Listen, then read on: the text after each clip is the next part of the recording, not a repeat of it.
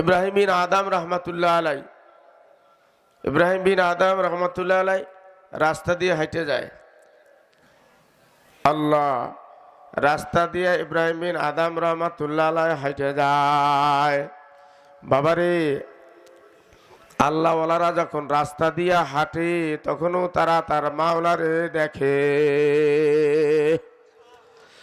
আল্লাহর ওলিরা গাড়িতে বসে থাকে, সেখানেও তার মাওলারই দেখে। আল্লাহর ওলিরা আল্লাহ আল্লাহ শুয়ে থাকে, সেখানেও তার মাওলারই দেখে। আল্লাহর ওলিরা গাছের দিকে তাকায়, সেখানেও তার মাওলারই দেখে।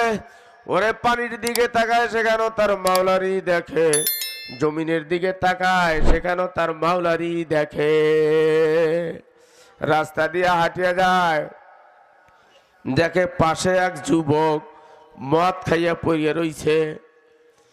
মদ খাইয়া এক যুবক পড়িয়া রইছে। প্রত্যেকটা মানুষের ভিতরে একটা দিল বা কলব আছে।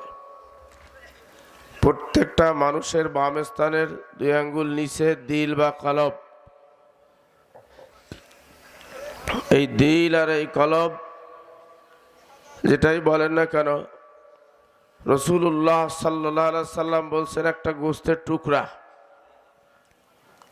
আল্লাহর রাসূল বলেন এই গোশতের টুকরাটা যার ভালো হয়ে যায় সে একটা ভালো মানুষে পরিণত হয়ে যায়, আর যার এই গোশতের টুকরাটা খারাপ হয়ে যায় সে একটা খারাপ মানুষে পরিণত হয়। এই গোশতের টুকরাটা ভালো করতে হবে। মানুষ যখন একটা গুনাহ করে তখন এই গোশতের টুকরাটাই কলবের ভিতরে একটা কালো দাগ পড়ে। আল্লাহ রসুল বলেন আর একটা গুনাহ করে ওইখানে আর একটা কালো দাগ পড়ে, আবার আর একটা গুনাহ করে ওইখানে আর একটা কালো দাগ পড়ে। এই কালো দাগ পড়তে পড়তে এই মানুষটা শেষ পর্যন্ত গুনাহ করতে করতে করতে আর মানুষ থাকে না, এই মানুষটা একটা পশুতে পরিণত হয়ে যায়। কিছু মানুষ আছে, মানুষরূপী মানুষ, আসলে ভিতরে পশুর খাসলাত আছে না? বহুত মানুষ আছে দেখতে মানুষ কিন্তু ভিতরে পশুর খাসলাত। গুনাহ করতে করতে তার ভিতরে পশুর খাসলাত ঢুকে যায়। কারো ভিতরে আছে বানরের খাসলাত, কারো ভিতরে আছে কুকুরের খাসলাত, কারো ভিতরে আছে শুয়ারের খাসলাত। এই রকমের পশুর খাসলাত ভিতরে ঢুকে যায়। গুনাহ করতে করতে এই কলবটা যখন নষ্ট হয়ে যায় তখন তার ভিতরে এই সমস্ত খাসলাত ঢুকে পড়ে। আল্লাহ, যখন মানুষ পশুতে পরিণত হয়ে যায় তখন সে নিজে মানুষ থাকে না, কিন্তু সে নিজে বুঝতেও পারে না সে যে পশুতে পরিণত হয়েছে। আল্লাহ ওয়ালাদের কাছে গেলে, আল্লাহর ওলিদের কাছে গেলে সে আল্লাহর ওলিদেরকেও ঠিক ওই রকমেরই দেখে। সে নিজে যেরকম ওই রকমের দেখে আল্লাহ ওয়ালাদেরকে। আল্লাহর ওলিদের কাছে গেলে আল্লাহর ওলিদের চেহারার দিকে তাকাইলে তার নিজের সুরাত দেখতে পায়। আছে না অনেকে আল্লাহ ওয়ালাদের সমালোচনা করে, আল্লাহর ওলিদের সমালোচনা করে, আছে না? বহুত আছে আল্লাহ ওয়ালাদের সমালোচনা করে, আল্লাহর ওলিদের সমালোচনা করে, তাদের গিবত শিকায়েত করে। নিজের ভিতরে যে কত দোষ রয়ে গেছে, নিজের মধ্যে যে কত দোষ এটা দেখে না। নিজের সুদের সাথে জড়িত, ঘুষের সাথে জড়িত, নামাজ পড়েই না, জিকির আজকারের ধারেও নাই, কোনো কিছুই নাই, দিন ধর্ম তার ভিতরে নাই, অথচ আল্লাহ ওয়ালাদের সমালোচনা করে। আছে না এরকম মানুষ? বহুত মানুষ এরকমের। এই কারণ এইটা, এর কারণ এইটা কি? তার কলব নষ্ট হয়ে গেছে। এখন নিজে যে রকমের আর একজনকে সেই রকমের ভাবে, বোঝেন? আল্লাহ এক আল্লাহর ওলি, আল্লাহ মুরিদ ভক্তদেরকে নিয়ে আল্লাহ বয়ান করতেছে। এক গুনাহগার ব্যক্তি এই আল্লাহর ওলির দরবারে গেছে, যাইয়ে দরজার সামনে দাঁড়ায় রয়েছে, বসে না। দরজার সামনে দাঁড়ায় রইছে, বসে না। তা আল্লাহর ওলি বলতেছে, বাবা আসছো যখন বসো। বসে না। কয়েকবার বলার পরে বলতেছে যে হুজুর কি বসবো, যদি বলি তাহলে তো বেয়াদবি হবে। কয় না, বলো কি। কি আর বলবো, আসছিলাম তো আপনার মজলিসে বসার জন্য, কিন্তু আয়সা আপনার চেহারার দিকে তাকাইয়া দেখি আপনার চেহারা শুয়ারের মতো দেখা যায়। বলেন নাউজুবিল্লাহ। মুরিদ ভক্ত যারা আছে তারা তো খেপে গেছে। হুজুর বলতেছে খেপার কিছু নাই। এই লোকটাকে বলতেছে, বাবা ঠিক আছে, তোমার বসা দরকার নাই, তুমি বাড়িতে চলে যাও। বাড়িতে যাইয়া কালিমা পড়ো। বাড়িতে যাইয়া বেশি বেশি করে কালিমা পড়ো।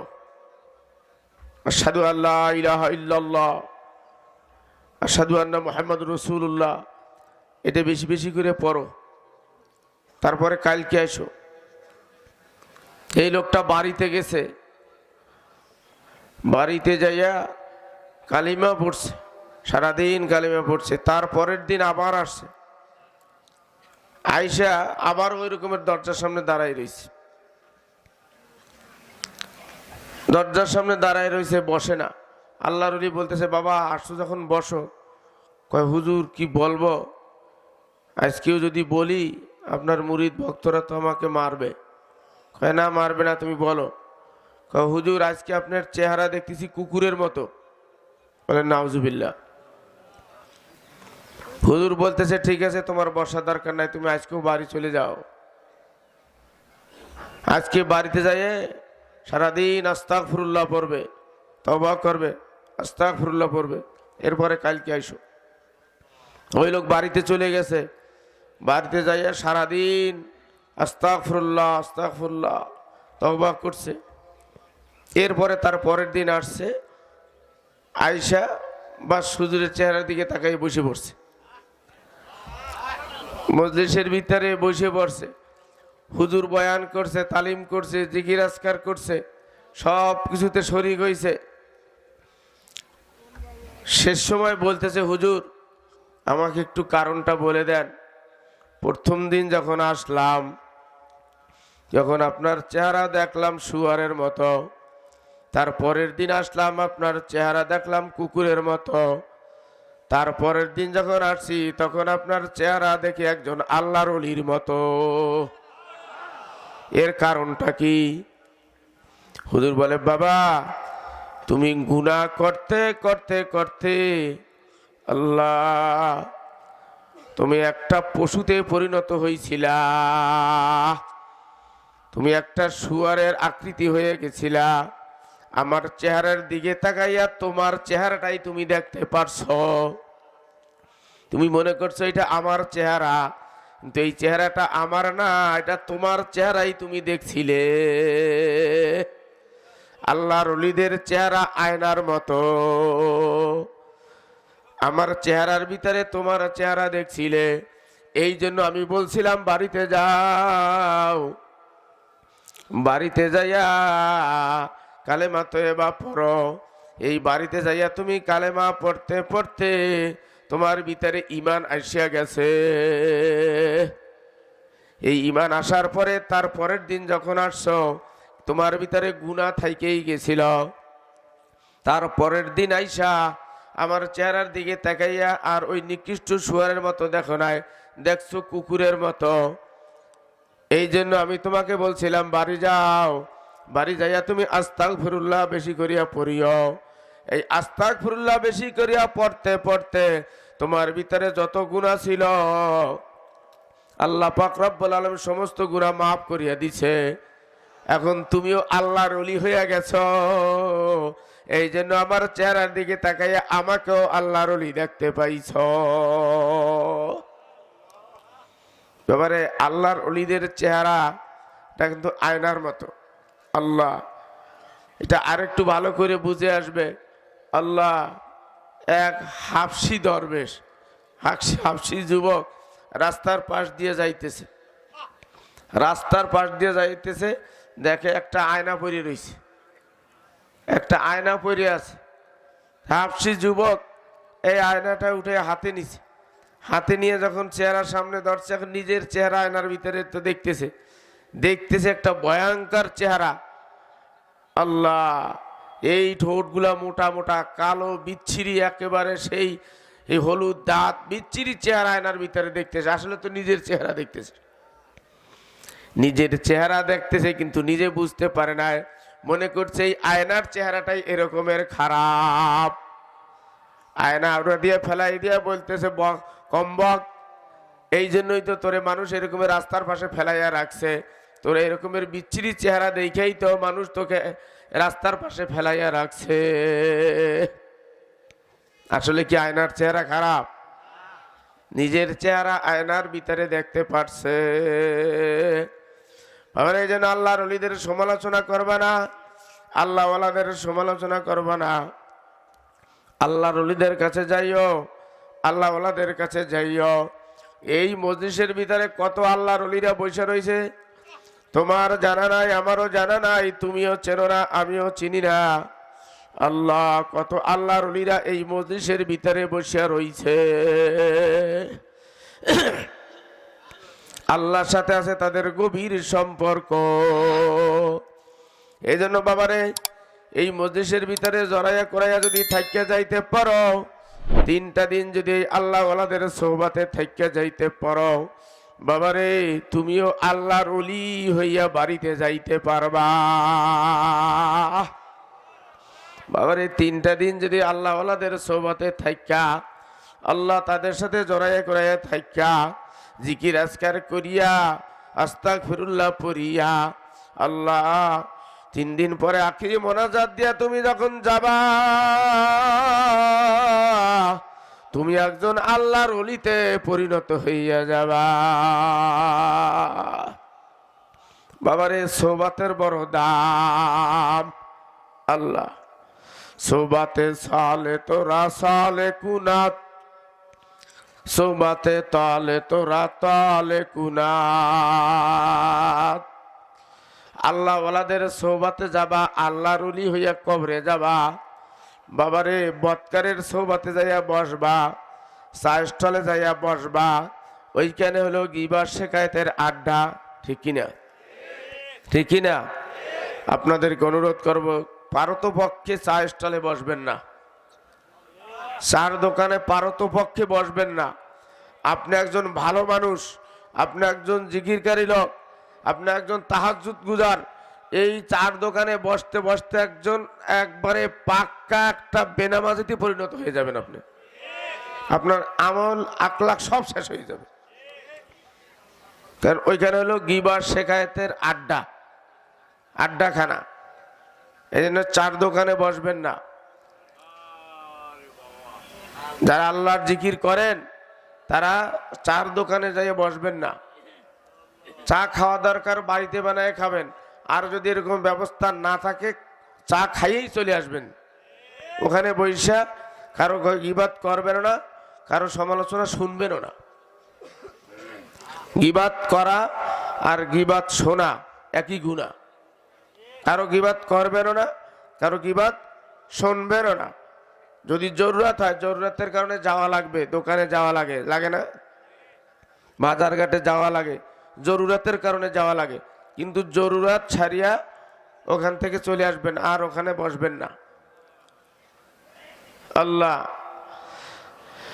হ্যাঁ, এই তালিমটা আমি ছোটবেলায় আমার দাদার কাছে পাইছি। আমার দাদা ছোটবেলায় বলতো, আমি এখন যেই কথাটা আপনাদেরকে বললাম, এই কথাটা আমার দাদা ছোটবেলায় আমাকে বলছেন। কইছে, দাদু ভাই, এই চার দোকানে যাই বসবা না, কোনো সময় চার দোকানে বসবা না। আমি দাদুর কথাটা আমল করে আসতেছি, এই পর্যন্ত আমি কোথাও কোনো চায়ের দোকানে যাই বসে থাকি না। এই পর্যন্ত আমি কোথাও কোনো চার দোকানে যাই বসি না, বসে থাকি না। বাজার ঘাটে খাই না কোনো জিনিস, খাওয়াও ঠিক না।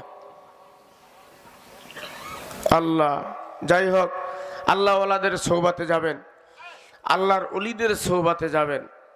আল্লাহ,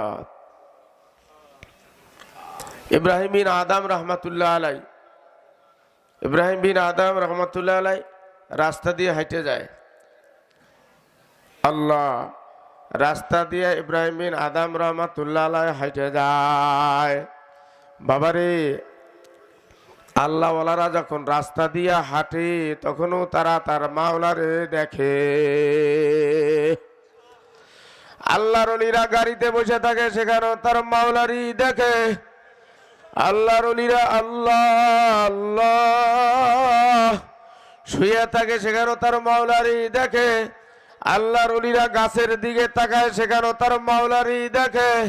ওরে পানির দিকে তাকায়, সেখানেও তার মাওলারই দেখে। জমিনের দিকে তাকায়, সেখানেও তার মাওলারই দেখে। রাস্তা দিয়ে হাঁটিয়ে যায়, দেখে পাশে এক যুবক মদ খাইয়া পড়িয়া রইছে। মদ খাইয়া এক যুবক পড়িয়া রইছে। আল্লাহর ওলি আল্লাহ আল্লাহ নিজের যেরকম ওই যুবককে ওই রকমই মনে করছে। মনে করে, হায় রে, আর এক আল্লাহর ওলি এখানে পড়িয়া রইছে কেন? অসুস্থ হয়ে পড়িয়া রইছে। ইব্রাহিম বিন আদম রহমাতুল্লাহ আলাইহি পানি আইনা তারে পান করাইছে। আল্লাহ পানি পান করিয়া নিজের রুমাল দিয়া তার শরীরটা মুছাইছে। মুখ দিয়া ফেপনা বের হয়ে গেছে, নিজের রুমাল দিয়া মুছাইছে। আল্লাহ সেবা করার পরে এই যুবক যখন সুস্থ হইয়া বসছে,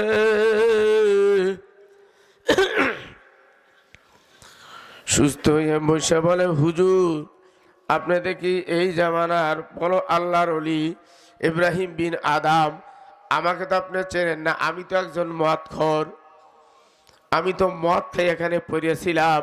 আপনি কেন আমাকে সেবা করতেছেন?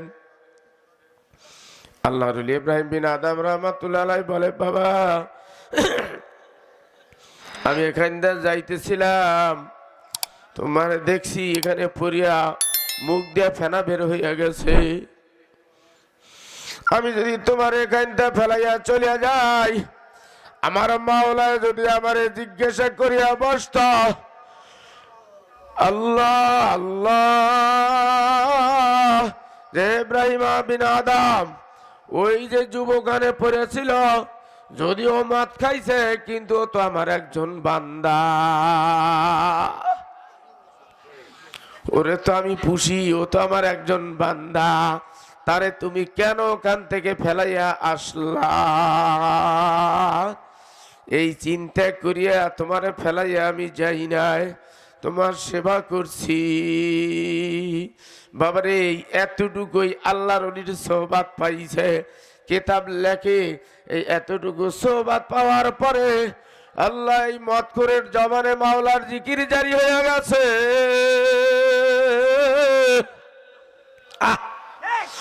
বলতেছে, আমি একজন মদখোর, আপনার মতো আল্লাহর ওলি আমাকে সেবা করছে, আমি আর মাওলারে বলবো না। তার জবানে মাওলার জিকির জারি হইয়া গেছে। আল্লাহ জিকির করতে করতে করতে আল্লাহর ওলি হইয়া কবরে গেছে। বাবারে, যেন আল্লাহ ওয়ালাদের সোহবাতে যাইও, আল্লাহর ওলিদের সোহবাতে যাইও, আল্লাহর ওলি হইয়া কবরে যাইতে পারবা। আল্লাহর ওলি হইয়া কবরে যাইতে পারবা। আল্লাহ ওয়ালাদের সোহবাতে যাইও। আল্লাহ এক সোহর হাজী ইমদাদুল্লাহ মুহাজিরে মুকি রহমাতুল্লাহ আলাইহির কাছে গেছে। হাজী ইমদাদুল্লাহ মুহাজিরে মুকি রহমাতুল্লাহ আলাইহির কাছে এক চোর গেছে। চোর, হে যুবকেরা, ভালো করে খেয়াল করে শোনো, আল্লাহ আল্লাহদের সোহবাতে আসছো, আল্লাহর ওলির দরবারে আসছো, ভালো করে খেয়াল করে শোনো, নূতন যুবকেরা আসছো। হাজী ইমদাদুল্লাহ মুহাজিরে মুকি রহমাতুল্লাহ আলাইহির দরবারে এক চোর গেছে। চোর যাইয়া বলতেছে, হুজুর, আমি একজন নাম করা চোর, আমি আপনার কাছে আসছি, আমাকে বায়াত করিয়া নেন, আমাকে সবক দিয়ে দেন। হাজী ইমদাদুল্লাহ মুহাজিরে মুকি রহমাতুল্লাহ আলাইহি এই চোরকে বায়াত করছে, বায়াত করিয়া তারে সবক দিছে। আর বলছে, বাবা, মিথ্যা কথা, কোনো সময় মিথ্যা কথা বলবা না, কোনো সময় মিথ্যা কথা বলবা না। আর 5 ওয়াক্ত আজান দিয়ে নামাজ পড়বা। তুমি যেখানেই থাকো, যদি আজান শোনো, সেইখানে দাঁড়াই আজান দিবা, আজান দিয়ে তারপরে নামাজ পড়বা। আর আমি যে ওজিফা দিলাম এই ওজিফা পড়বা। বাবার কথার সঙ্গে এই চোর বাড়িতে আসছে, তওবা করিয়া বাড়িতে আসছে, ওজিফা আদায় করতেছে, জিকির আজকার করতেছে, আল্লাহ আল্লাহ, আর চুরি করে না। আল্লাহ 21 দিন পর্যন্ত এইভাবে আল্লাহ জিকির আজকার আদায় করতেছে, চুরি বাদ দিয়ে দিছে। হঠাৎ করিয়া 21 দিন পরে সবক বাদ দিছে।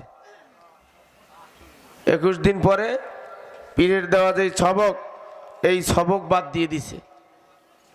অমনি শয়তানে ধোঁকা দিছে। এই জন্য সবক বাদ দেওয়া যাবে না। বাবা সকল সবক বাদ দিবেন না। আপনারা যারাই মুরিদ আছেন, আল্লাহ আপনাদেরকে অনুরোধ করব, কেউ সবক বাদ দিবেন না। অল্প হলেও সবক আদায় করবেন, অল্প হোক তারপরও আদায় করবেন। অনেকে কাজের লোক আছে, কাজের মানুষ আছে, কাজে ব্যস্ত, সকালে উঠেই ভ্যান নিয়ে বের হয়।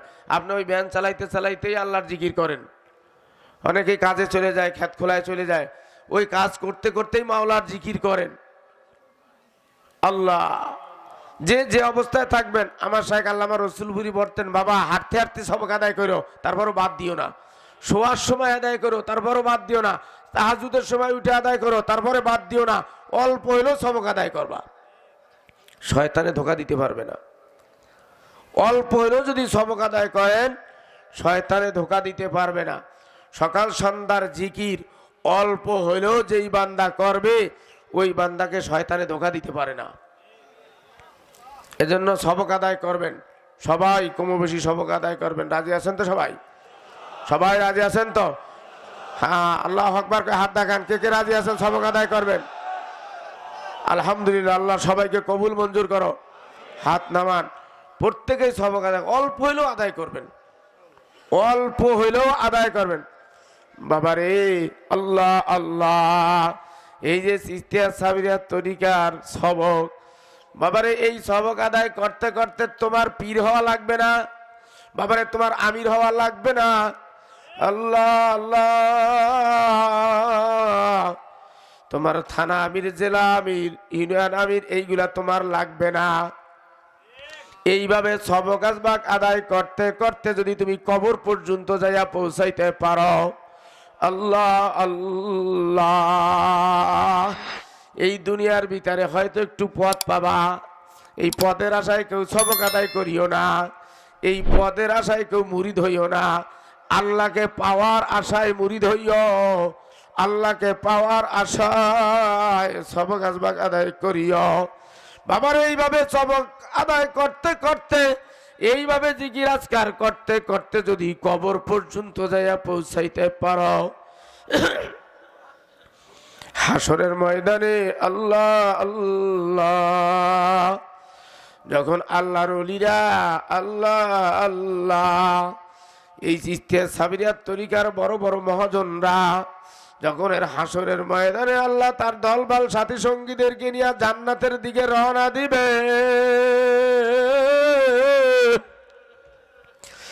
বাবারে ওই সময় তোমার আমারে ফেলাইয়া যাইবে না। হাজী ইমদাদুল্লাহ মহাজের মুক্তি রহমাতুল্লাহ আলাই, রশিদ আহমদ গঙ্গুই রহমাতুল্লাহ আলাই তার দলবল সাথী সঙ্গীদেরকে নিয়ে যখন জান্নাতের দিকে রওনা দিবে, আল্লাহ আল্লাহ, উজানির কারি ইব্রাহিম সাহেব রহমাতুল্লাহ আলাই তার সাথীদেরকে নিয়ে যখন জান্নাতের দিকে রওনা দিবে, ওরে চরমনার মরুম আল্লাহর কুতুব আল্লাহ ইসহাক সাহেব রহমাতুল্লাহ আলাই, ফজলুল করিম রহমাতুল্লাহ আলাই যখন তার সাথী সঙ্গীদেরকে নিয়ে জান্নাতের দিকে রওনা দিবে, তোমার আমার শেখ রসুলপুরের আল্লাহর কুতুব ওই যে জান্নাতের বাগানে শুয়ে আছে,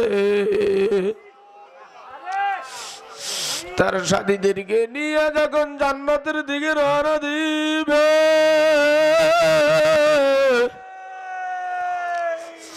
তোমারে এবারে ফলাইয়া যাইবে না।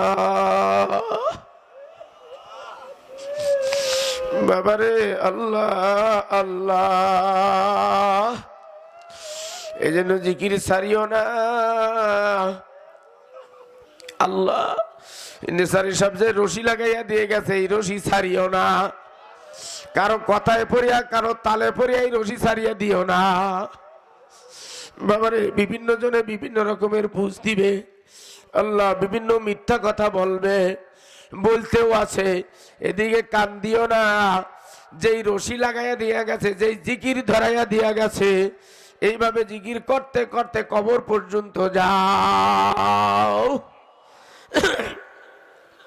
বাবারে যে কথা বলতেছিলাম, আল্লাহ এই চোরের কথা বলতেছিলাম, সবক বাদ দিয়ে দিছে। সবক বাদ দিয়া আল্লাহ শয়তানে ধোকা দিছে। এখন সেই চুরির নেশা আবার চাপছে, চুরির নেশা চাপছে।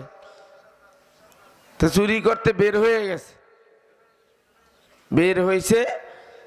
ওই এলাকার যে বড় ধনী বাড়ি, জমিদার বাড়ি, এই জমিদারের বাড়ির ভিতরে শীত কাইটা ঘরের ভিতরে ঢুকছে। ঘরের ভিতরে ঢুইকা আল্লাহ মাল সামানা সব বের করতেছে। দরজা খুলিয়া সমস্ত মাল সামানা ঘরের বাইরে নামাইতেছে। উঠোনে মাল সামানা নামাইতে নামাইতে এক পর্যায়ে ফজর হয়ে গেছে। ফজরের রক্ত যখন হয়েছে, মুয়াজ্জিন ফজরের আজান দিছে। বাবারে যখনই মুয়াজ্জিনের আজান শুনছে, আল্লাহু আকবার যখনই কানের ভিতরে এই আওয়াজটা গেছে, মাসুকের নামটা যখন কানের ভিতরে শুনছে, সঙ্গে সঙ্গে হুশ ফিরিয়া আইছে। আমি চুরি করতেছি কেন? আমার সাহেব তো আমারে চুরি করতে নিষেধ করছে, আমি চুরি করতে আসলাম কেন? আল্লাহ বলে, এখন যা করছি তো করছি। আমার সাহেব তো বলছে যেখানেই আজান শুনবা সেখানে দাঁড়াই এই আজান দিবা। আল্লাহ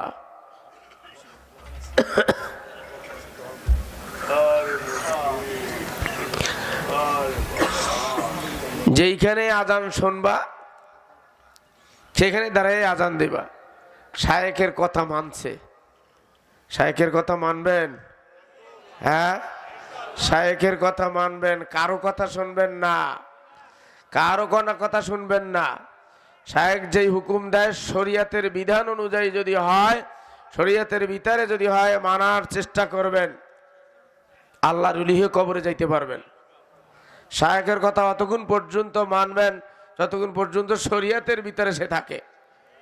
শরীয়তের বাইরে যদি কোনো হুকুম দেয় সেটা মানা দরকার নাই।